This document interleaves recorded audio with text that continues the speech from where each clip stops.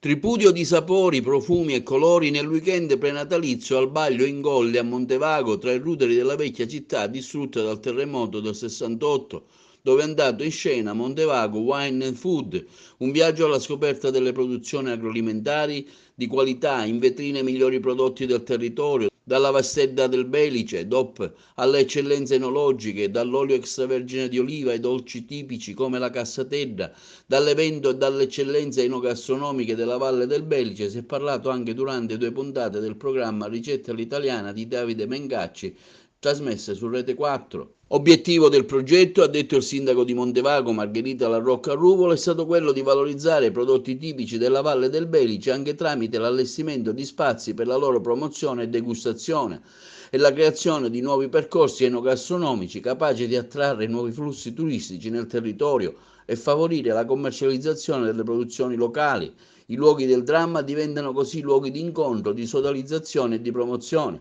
Abbiamo realizzato, continua il sindaco di Montevago, un angolo degustazione e una vetrina espositiva dei prodotti agroalimentari al Baglio in Goglia che adesso, oltre ad ospitare mostre, convegni e matrimoni, punta a diventare location di eventi enogastronomici.